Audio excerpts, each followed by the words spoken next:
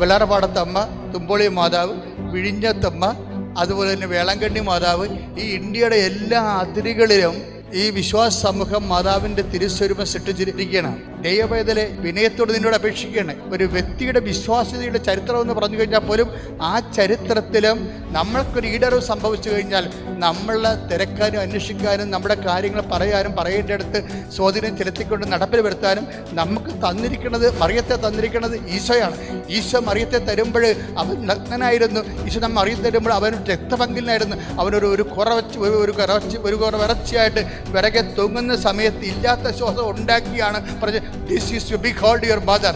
ഇതാണ് നിൻ്റെ അമ്മയെന്ന് പറഞ്ഞാൽ യേശുക്രിസ്തുവിൻ്റെ വിശുദ്ധമായ രക്തത്തെ മുക്കിയിട്ട് നമുക്ക് അമ്മയെ ഏൽപ്പിച്ചു തന്നിട്ടുണ്ടെങ്കിൽ അത് അന്ന് മുതൽ യോഹന്നാൻ പറയും, അന്ന് മുതൽ ആ ശിഷ്യൻ അവളെ സ്വന്തം ഭവനത്തിൽ സ്വീകരിച്ചിട്ടുണ്ടെങ്കിൽ ആ സ്വന്തം ഭവനം എന്താണെന്നുള്ളത് മനസ്സിലാക്കണം. ഇന്ന് വരെ മറിയത്തെ ദൈവമാതാവായിട്ട് നമ്മുടെ ഭവനത്തെ സ്വീകരിച്ചിട്ടുണ്ടെങ്കിൽ അതാണ് ദൈവത്തിൻ്റെ സ്വന്തം ഭവൻ. അതാണ് വിശുദ്ധ കത്തോലിക്കാ സഭ എന്ന് പറയുന്നത്.